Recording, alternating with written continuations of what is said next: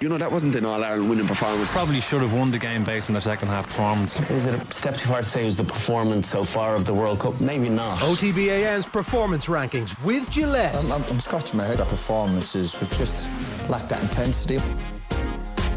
Well, Owen, you're looking very green. Feeling very green.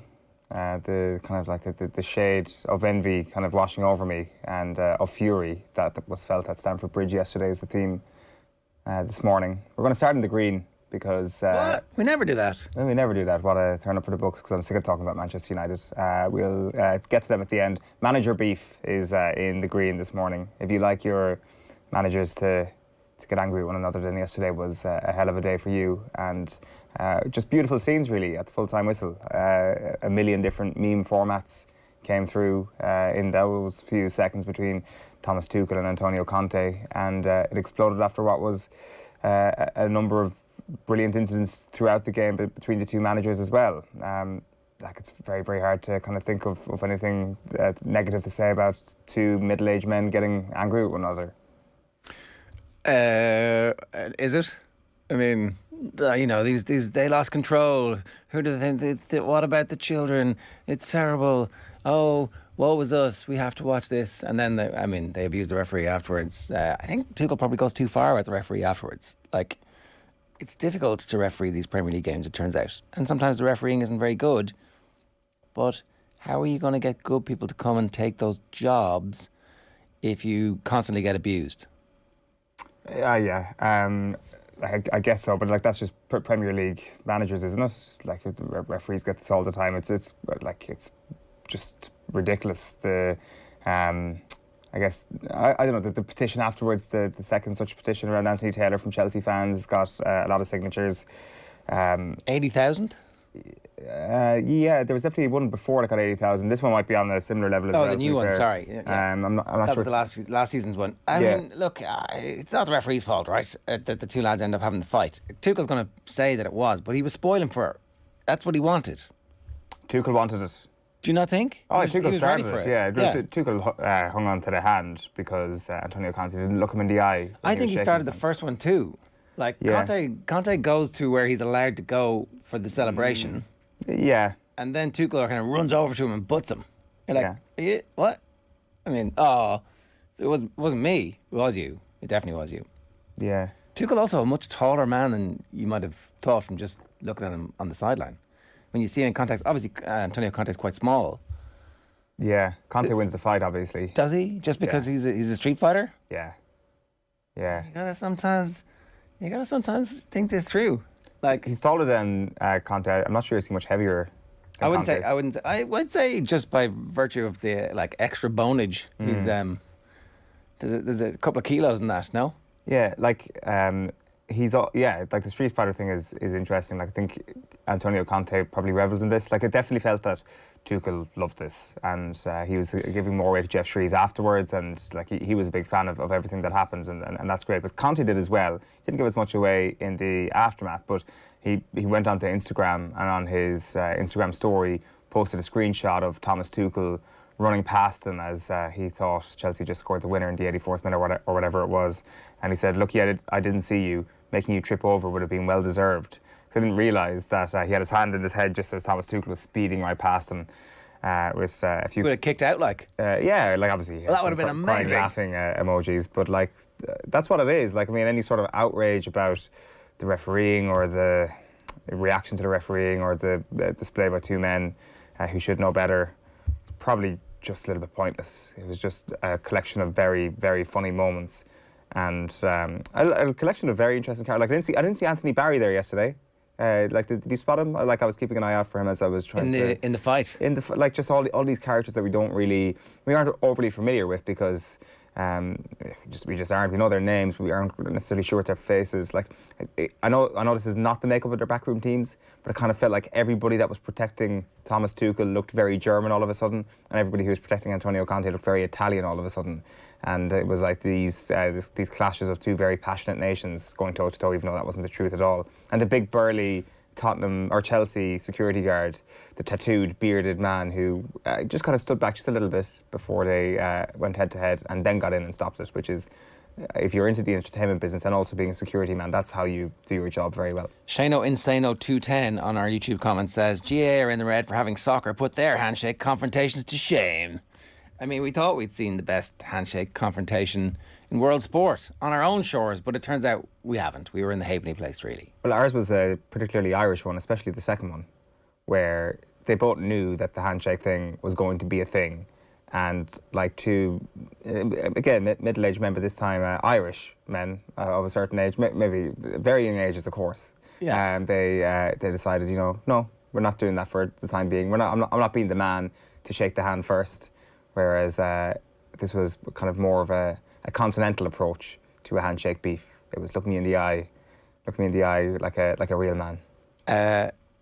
Tuchel and Conte was everything that Cody and Shefflin should have been, but wasn't, as Henry bowed down to the more dominant male, says John O'Leary.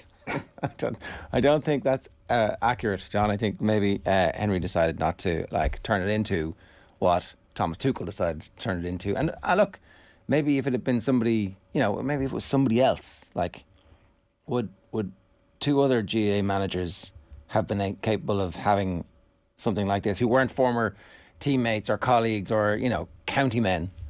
Could you see this happening between, say, random manager and another county's random manager? Could Liam Cahill and Davy have something like this next season? Is that possible? I don't know. Well, if we would certainly watch. If there was any kindness in their soul, they would give us that level of theatre. You think we deserve it? Yeah, I think that they need to go out of their way, and we need to enter kind of a new WWE-esque phase of managers fighting. It is. I hadn't really bought into the whole Tottenham versus Chelsea bad blood thing. I thought that the Battle of the Bridge was just one of those things. It was this was 6 years ago, and people were like, Battle of the Bridge, part 2, as if we'd been eagerly sitting outside theatres waiting for this thing to arrive. There's been a lot of fixtures played since then that haven't had this level of fire between the two teams that I wasn't quite expecting it. And I think I'd kind of completely forgotten about some of the fallout from the Battle of the Bridge 1 from 2016. I'd completely forgotten that Mark Clattenburg went on a podcast a short time after and essentially said that I was more than happy to let the game explode, that he allowed them to self-destruct, so all the media in the world when Tottenham lost the title for themselves rather than Mark Clattenburg lost the title. I think he handed out 9 yellow cards on the night the Chelsea players wouldn't send off Tottenham players or something along those lines. And there was all these kind of ridiculous storylines that came out from that. This is probably going to be something similar, and the Anthony Taylor fallout is going to be one of the storylines. Mike Dean being VAR, I think, is hilarious as well. That adds to it, that Mike Dean got his ironic farewell at the end of last season, and his tentacles are still very much involved in the biggest game of the weekend. And do you have any sympathy with what Tuchel was saying afterwards? A little bit. I thought it was a foul on Kai Havertz. The hair pulling. They're not being given. Those fouls aren't being given. Yeah, anymore. they're not. Last season it was. This season it isn't. Hair pulling as well as you're not a big fan of the technically arguments. Technically, you couldn't have given, if it wasn't a red card, you couldn't, or a penalty, then you can't really overturn the whole thing and give that as a free to the defending team, for example. That's not how VAR works. So okay, well then there you go. That's relatively straightforward, isn't it? Yeah, I'm not. I don't think that there's much in the referees thing. To be honest. Jared says, I love seeing the passion and aggression of the managers. As a Man United fan, I wish Manchester United had a manager like that. Exactly what the group needs. Maybe Eric Ten Hag is like that. It's just what are you going to be? Who do you shoot? Everybody. That's the problem. Tuchel has a foot more reach, says Barry Lyons. Stop talking nonsense. That's obviously aimed at you. I think the foot more reach would be important if they were following the Marquess of Queensberry rules. But what would be happening is that it would be a street fight where Antonio Conte comes painted for war and wearing nothing, and Tuchel's what's going on here? I don't know how to fight this enemy. I do think that you're writing Thomas Tuchel off in a street fight too soon. I think that there's a craftiness there that maybe we were unaware of. I actually think this is the emergence of Thomas Tuchel as one of the leaders of the Premier League. Although, because he arrived and won the Champions League straight away, and then carefully, managed the transition from the old owner to the new owner. But now he's you're not getting rid of him, are you? Chelsea fans are going to love him. Yeah, that helps. Just on the reach point, Nikolai Valuev had a longer reach than David Hay way back when. Marcus of Queensberry rules, as I said, yes. Tuchel, yesterday was a really bad result for Chelsea, and Thomas Tuchel probably would have been lauded if they got the job done in the end, but they really should have got the job done in the end. Like, Tottenham were very poor yesterday, and Chelsea were at home, and they had a real chance to kind of batten down one of their rivals with an early statement win yesterday. Because we made this point with Mark Lawrence on Friday morning that Spurs were the standout team from week one, but there was just a sense that this is Chelsea, and they've been a little bit undervalued maybe in the build-up to the season because they weren't as seemingly new and shiny as Conte, basically, and some of the players that he brought in midway through last season. So Chelsea are still very good, and they've recruited well. I thought Cucurella was very good yesterday. Obviously, Koulibaly's been brilliant the first two games, and Raheem Sterling seems to be a better attacker for that team than Romelu Lukaku was. So they've improved since last season, and the Chelsea fans seem to be not only in love with Thomas Tuchel, but in love with their new custodian. And there was a Todd Bowley tifo unfurled before the game yesterday, which seemed like it might have been printed by Todd Bowley himself. You reckon? Yeah. Oh, it felt a little bit like, the club officials are handing over the TiVo to the fans. Here, look, Todd and Co. Maybe I do them all a disservice, and it was a completely spontaneous outpouring of joy from, a bunch of fans for their billionaire owner, because, they feel like, at least we're not the Glazers, or it's not Abramovich anymore, who we also would have happily said we love, even though, there were some troubling issues in the background. Do Chelsea fans love billionaires more than every other club? Well, they've certainly had a good impact on the amount of trophies they've won. I guess that's how those sports fans are dealing with that.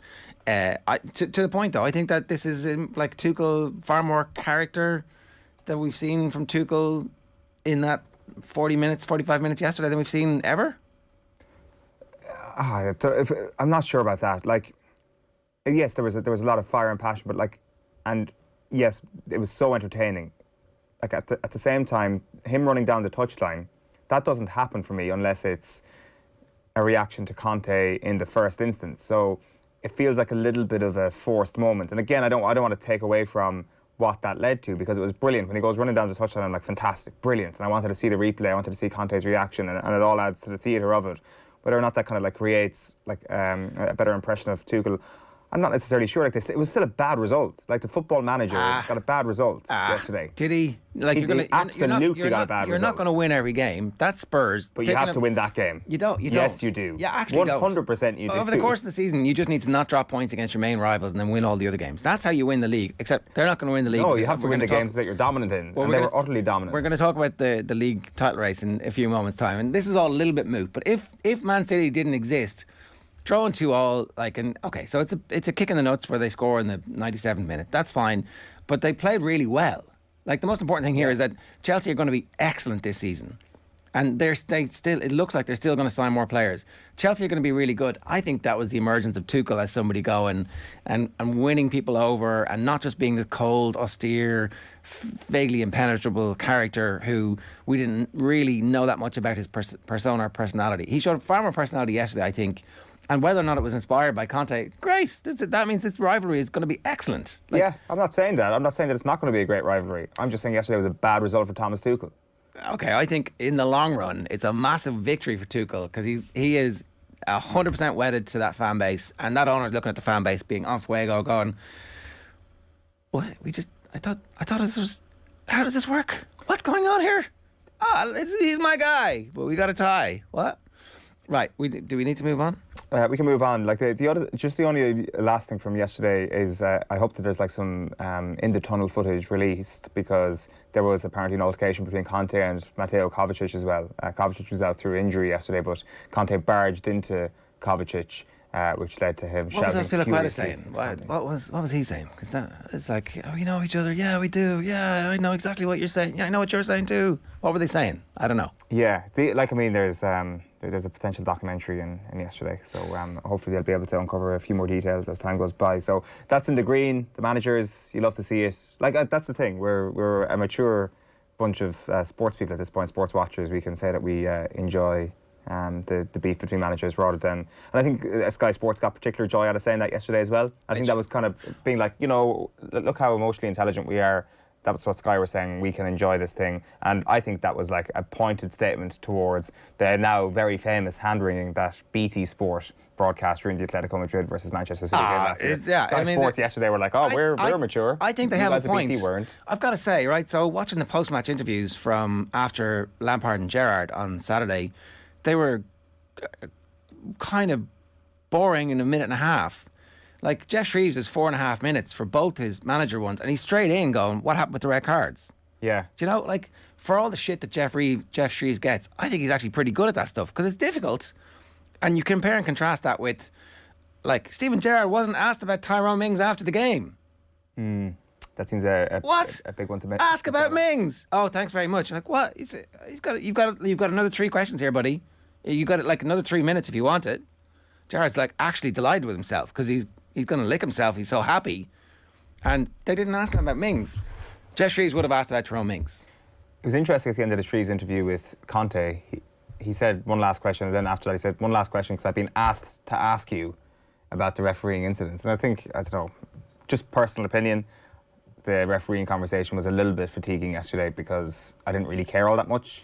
I thought it should have been a foul on Havertz, etc. But like, I mean, who really cares? And I know Conte, to be fair, didn't want to get into the brawl. Brawl is too strong a word. Didn't want to get into the altercation, and maybe they had to ask some other sort of questions. But it's interesting that it's not just him who's asking the questions. That somebody in his ear is like asking him to ask questions as things happen.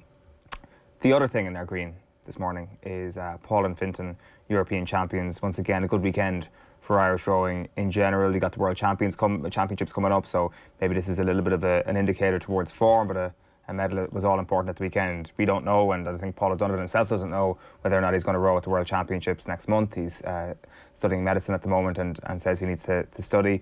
But just a reminder of why Paul O'Donovan is one of Ireland's greatest ever sports people, and the story is still very much in the middle right now. At the age of 28, there's a lot of rowing to be done, and obviously with a 3-year turnaround between Olympic Games, I'm sure that's probably an extra incentive for a lot of people. Like, it's Hall at the moment, a silver medal and a gold medal at the Olympic Games, 4 gold medals at the World Championships, 2 silvers, 3 golds at the European Championships. It's just an extraordinary level of normal brilliance from one of our athletes, and O'Donovan's just been incredible. Obviously, Fintan McCarthy has been a revelation as well ever since he's got into the boat with them.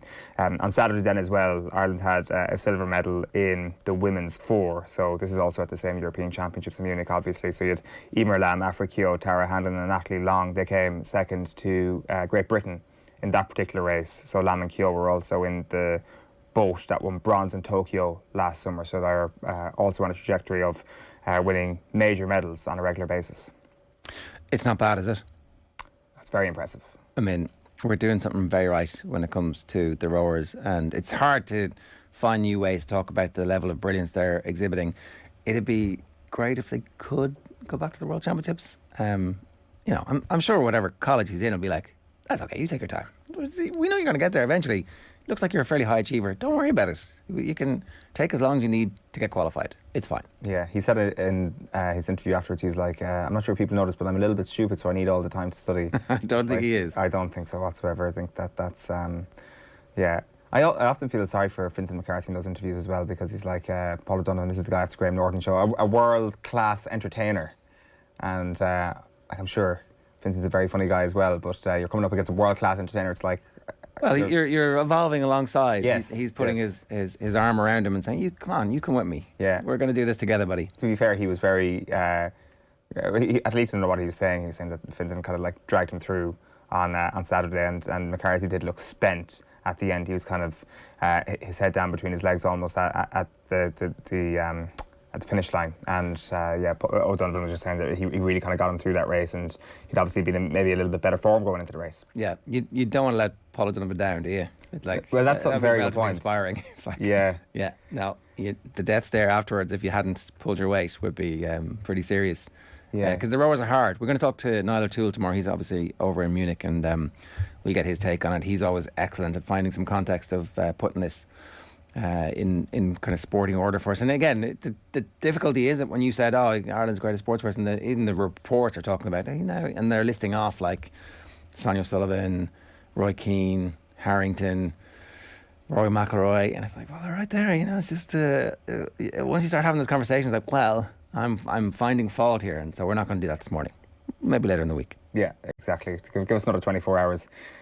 In the Amber, we go to Amber very quickly. We'll make time for Manchester United there. So in the Amber is Ian Foster, and the All Blacks got their win on Saturday. They ended a 3-game losing streak and beat South Africa away. I think a lot of people didn't expect this. I think that maybe people saw a gulf the previous Saturday, so to win 35-23. You would have thought it was a bit of a reprieve for Ian Foster, but it doesn't seem like it is at all. Like, he comes out after the game and he says the stress that comes with the job is pretty run-of-the-mill, but the reaction to the previous week was pretty vicious. He says there's been a lot of onslaught, particularly from our New Zealand media. That was his reaction after the game. But then there was a press call later in the day where New Zealand rugby boss Mark Robinson goes out, and at least if you're going to do a press call, be definitive in what you're saying. But it seems that the outcome from this press call was to create more noise around the future of Ian Foster and more uncertainty around the future of Ian Foster. Like, I've seen one of the journalists describe it as bizarre. He says there will be a board meeting at some stage. The board is responsible for the appointment of a coach. That's to be determined in terms of timing. There's been no issues with regards to my relationship with Ian Foster. He's had the support of New Zealand rugby, and that remains. We just need to work through this period to understand where the next steps are with this management team. Yeah, so the rumour was that he'd been told, you're going to have to resign if you lose this game, which, you can't actually force somebody to resign, but the suspicion was that they had come up with some kind of, we don't sack our coaches, and so this would not be a sacking, but, we're parting ways mutually, except it's not really mutual, you're going to have to go here, Fozzie. And then the team come out and are brilliant, and it's like, well, what are you going to do now? Who's what? You're going to force me to resign now? Well, let's just see. And so the press conference seems really bizarre. It's like, oh, I know, I'll put the fire out here. And it's like, with my flamethrower. Oh, shit, you're on fire. Oh, you're on fire too. Oh, can we put it out? I'll spray a bit more fire. So, I don't know. I mean, I think you'd have to say beating South Africa in South Africa is like about as difficult a thing as you can do at the moment. And they did it really well, So, like, does he not automatically get another chance? Like, that was a serious misstep to tell somebody the outcome or what you want them to do if something happens. Like, it just shows, first of all, a complete lack of belief that they would get the job done, I suspect, because he clearly didn't envisage a scenario where he wouldn't win. Otherwise, you wouldn't be having that conversation with the head coach of your team. But regardless of that, it's just a very silly thing to do. Like, you've got to act with a little degree of certainty if you're hoping that your head coach is going to resign to make you look good, because that's, I think, what New Zealand rugby are hoping Ian Foster does here, that if they lose badly, whatever, at home, or if they lose one of the tests to Argentina, then they're back in that situation again where Ian Foster's head is on the chopping block. They need Ian Foster to do them a favour by resigning, because they're not going to sack him, because that's not what the New Zealand way is.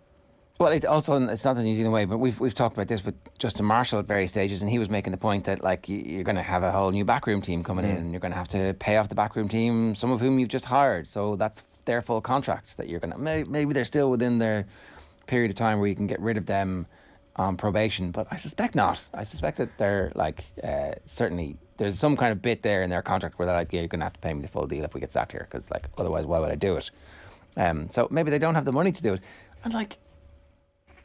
Maybe coaches learn from periods of adversity.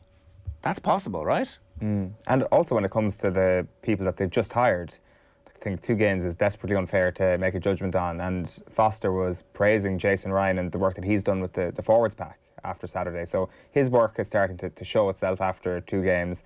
And all of a sudden, if you're getting rid of the team en masse and that doesn't work. Now, I know that he's got a Crusaders link himself, so maybe when Robertson comes in, if he's going to be the successor, then maybe all the people that he's worked with in the past end up staying anyway. But it feels that they've kind of the mess is there because the team isn't great at the moment, but the mess has been inflamed hugely by the way that they've handled it on a diplomatic level. We did ask the question if Razzie might this week be playing chess while everybody else is playing checkers by, trying out some new things, having a little bit of a vanilla approach to the attack and the defence, and just saying, let's go and see how certain players play, because they dropped the man of the match from the previous week. Dropped, he ended up coming on pretty early, right? Pascal Jacobs says, winning wasn't the be-all and end-all for Rassie. He experimented. How else do you explain Malcolm Marks on the bench and the lack of poaching attempts that destroyed the All Blacks last week? And Barbalatza 83 says, the New Zealand resurgence isn't anywhere near as emphatic as the media are spinning. It was a very tight affair. 3 tries not given to the box. Wasn't that the same as Ireland's first test in New Zealand? Look. What media are spinning that it's an emphatic resurgence? Like, I don't think anybody. I don't think anybody is. Like, it's a stay of execution is literally the tone that I've seen everywhere. But maybe I've missed it. But maybe Rassie didn't care, and that transmitted to the players. And it's actually like what South Africa have done is massively expand the pool of players who they think can compete against the best teams in pressure moments, Yeah. I still think South Africa are the favourites for the World Cup. France and South Africa are 50-50 for me. The home advantage thing would probably leans it in France's favour just a little bit. Home advantage, home pressure. Home pressure as well. France, it seems that they've got to grips with that pressure on a certain level before now anyway, where the Six Nations victory was obviously it felt like a big enough staging point early in the year, and that should probably translate into next year. But it is hard to make a case they're not the 2 top teams in the world at the moment, even though, of course, the world rankings wouldn't tell you that. No, we're the best. Well, at what point do we start, talking ourselves up at this point? Like, I think after the semi-final victory. I think that's probably a good enough time. Yeah. Yeah. We might edge towards suggesting that Ireland could be in a good place at that point. So. Yeah. Will we keep it kicked out to them at all? I don't know. It'll be Ireland South Africa in that final. Wasn't that what we agreed on last week? Yeah. So yeah, chalk that down. It's 7:57. You got to give the people what they demand, and people in our YouTube comments are like, "What? Where's I've come for the Man United in red. This is all a bit tantra. What's going on?" Oh yeah, we're finishing on the red this week. Premier League title race in red. I'm not sure about this, to be honest. Liverpool could win tonight, and title race is fine. Man City looked good. Man City looked good in a lot of games last season as well, at home, and looked mortal in other games. And we'll see. Let's ride off the Premier League title race in a few months' time. Manchester United then. This is like when we question every Monday morning, is this a new low for Manchester United? It is a genuine question, because there have been so many different low points, and you're not quite sure which is the lowest of the low. But there's no doubt that this is the low point, isn't it? No, this is it. No, they could finish 12th. No, but I mean to date. To date, it is, I suspect, because there is no hope. Abandon hope, all ye who enter here. There is no hope at the moment. Like, it's really interesting, the focus on the money in the aftermath of the performance like that. Like, that it's the Glazers' fault. And I appreciate that there's a pie chart of blame to go around here. But, like, give us percentages on that pie chart. Well, you'd probably say it's like 45% the ownership and management.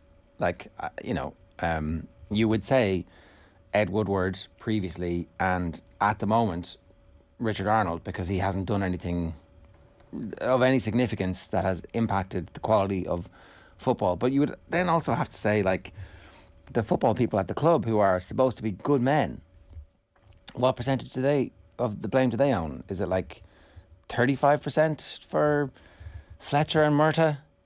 Is it? I mean, it has to be very high, because they're presiding over this. They're the ones who are supposed to be the brain. Like, the percentage, where the money comes from is of a fascination exclusively to the Manchester United fans. But the money has been spent. $1 billion has been spent. They raised the money. They raised the money by, like, selling tractors in Ukraine, and now they're spending that money and have spent that money on football. It's like, oh, but they didn't put any of their own money in. Yeah, fair enough, but they did also hire the people on that side of the business who seem to be doing quite a good job raising money. And the debt is like 500 million or whatever it is on an asset worth 5.5 to 8 billion, depending on what you're getting. So the Denver Broncos just sold for 4.5 or 5 billion. Manchester United are worth more than the Denver Broncos. That's a newsflash to nobody, right? So the debt is actually quite a small proportion of the value of the thing, which is like the mortgage on your house is less than 10% of the value of the house. Everybody's pretty comfortable with that. Whether or not that debt goes down is largely irrelevant, because if a new owner comes in, they're going to be able to pay for that pretty quickly. So that's why I don't have the Glazers as like this kind of, the fish rots from the head as the only thing that's wrong. Like, Cristiano is the second greatest footballer of his generation. do you have no responsibility here? It was all Pogba's fault last year, and then they got rid of him, and the same problems persist. It's like, well, maybe it wasn't just Pogba. Like, De Gea is an issue. You can't play that style of football with De Gea. We've said this like for a long period of time, and he's, you know, centrally responsible for the killer second goal yesterday, after being entirely responsible for the killer opening goal on Saturday. So I would say, is it 45, 35, and then whatever's left, vast majority of the players, and then 1% Ten Hag? Like, I can't just blame him just yet. He might be no good. Yeah. I keep seeing the comparisons with De Boer, and I'm like, that's pretty harsh. That's pretty harsh. But it has happened where somebody has come in and just been completely overwhelmed by what's going on, and it turns out they weren't great because they were like operating at a much lower level, it turns out. So I'm not saying it's De Boer, but you know, it's possible he might be De Boer. Yeah, the De Gea point you make there is actually quite damning for the manager, isn't it? That the most important cog in your playing off in the back wheel is your goalkeeper, and Ten Hag knows he's crap at that element, but is he just trying to send a message to those that are above him, being like, we need a new goalkeeper? Well, but you have just let one go this summer who saved a penalty yesterday and it was pretty impressive. So I don't know, but yeah, I think the pie chart thing is definitely accurate, and like there's a lot of questions to be asked though about those people who are running the club with the Glazers' money, and even kind of when you look back at some of the stuff that Richard Arnold said in those conversations with fans at the pub in the off-season, like there's some interesting tidbits in that. Like I kind of had a lot of sympathy for him at that point, and some of the stuff that he was saying, and some of the stuff kind of you could say that he made like reasonable arguments. Like he made a point to the fans that they shouldn't be attacking the sponsors of the clubs, because if you do that, then you're hurting the team. If you love the club, you wouldn't be doing that. You wouldn't be trying to boycott these sponsors or leaving crap reviews on whatever the fans were doing, the movement. And I'm not sure, like I think at this point people are like, well, screw that. And I can see the anger that people will have towards the owners, and the sort of the sabotage that may recommence on that front. I think that his stock has plummeted, but everybody's stock has plummeted over these first 2 weeks of the season. Shifty Lad asks, lads, were Jose and Ole actually overachieving? And Tennis Tank says, Christian Eriksen must be cursing his decision. I don't think Christian Eriksen is cursing his decision. I think things are going to work out for Eriksen over a period of time. He's a good footballer, and they will get more players around him who understand what he's trying to do, and the next goalkeeper will chip the ball over his head and he'll be fine. Like, there's a fairly obvious solution to that. Like, I think the thing about getting rid of the goalkeeper is that he's the second or third highest paid goalkeeper in world football. So you can't get rid of him. No one's going to pay him. You can't get any value from anybody in the world for David De Gea right now. Like, where are you going to sell him to? The only two, maybe there's a third option. There are the Champions League season in, season out clubs in Spain might be interested in the fourth or fifth best Spanish goalkeeper in the world. But all three of Barcelona, Real Madrid and Atletico have world-class goalkeepers, and they wouldn't look sideways. There's not a chance they're going to look and go, oh yeah, we'll take you, De Gea, and replace our guys who are getting paid less and nowhere near or far better than you. That's not going to happen. So who's going to take him? Yeah, I think it's kind of a very short-term problem for Manchester United though. Like it's obviously De Gea is a conversation because of how the game went on Saturday, and the first incident in particular was absolutely horrendous. Like, to be fair, I think even playing out from the back makes him look worse because he maybe just doesn't fit into a system that Ten Hag wants to play. But at least his contract is done next summer, and he'll be out the gap, and that'll be one issue solved next summer. It's been some of the longer term contracts that are obviously a little bit harder to sort. And like, I mean, we had the Jadon Sancho conversation last week. I mean, the Anthony Martial contract. We were very wrong about all those players, weren't we? Yeah, there's the not wrong. The Maguire, Varane contracts go a bit longer as well. So at least with De Gea, his contract expiration is next year, unless there's like another. Are you sure? Unless it's 2024, that there's like a 12-month trigger or something like that I've completely forgotten about.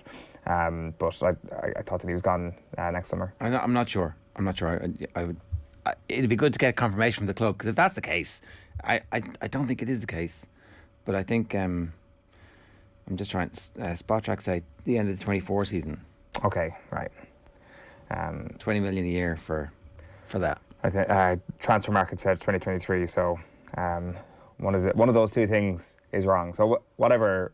Anyway, it's a problem right now for Manchester United. It is a problem right now. Did you see Harry Arter's contract at Nottingham Forest automatically renewed for an extra season if they won promotion, and they won promotion even though he was out on loan for last year. So he got a pay rise and an extra year from Forest when they won promotion. I mean, that's how football contracts work. So, I mean, it's possible that they're stuck with David De Gea until like 2044. I don't know. Like the opposite of a bonus contract. It's like every position we fall down the table, you will get another year in your contract. All right. Is that with everything else in the red? Was there something else? Yeah, no, that was it. Yeah, that's it. All right. OTB AM brought to you live each morning by Gillette Labs for an effortless finish to your day.